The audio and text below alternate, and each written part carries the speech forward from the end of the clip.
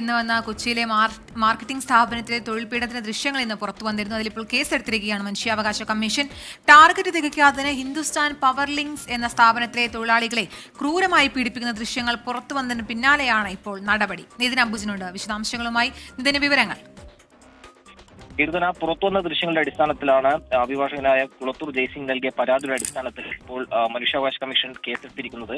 നമുക്കറിയാം, പുറത്തുവന്ന ഞെട്ടിപ്പിക്കുന്ന ദൃശ്യങ്ങളാണ്. കൊച്ചിയിൽ പ്രവർത്തിക്കുന്ന ഹിന്ദുസ്ഥാൻ പവർ ലിങ്ക്സ് എന്ന സ്ഥാപനത്തിലാണ് തൊഴിലാളികളെ ഇത്തരത്തിൽ അതിക്രൂരമായി പീഡിപ്പിച്ച ഒരു സംഭവം കണ്ടത്. തൊഴിൽ പീഡനത്തിന്റെ അടിസ്ഥാനത്തിൽ തന്നെയാണ് ഇപ്പോൾ ഈ ഒരു കേസ് ഇപ്പോൾ എടുത്തിരിക്കുന്നത്. തൊഴിലാളികളുടെ വസ്ത്രങ്ങൾ അഴിപ്പിച്ച് അതോടൊപ്പം തന്നെ ബെൽറ്റ് കഴുത്തിൽ കെട്ടി മുട്ടിലെഴിഞ്ഞ് നാണയം നക്കിയെടുപ്പിക്കുന്ന ദൃശ്യങ്ങൾ പുറത്തുവന്നത് വലിയ പ്രതിഷേധങ്ങൾക്ക് ഇടയാക്കിയിരുന്നു. യുവജന സംഘടനകളൊക്കെ തന്നെ വലിയ പ്രതിഷേധം ഉയർത്തിയിരുന്നു.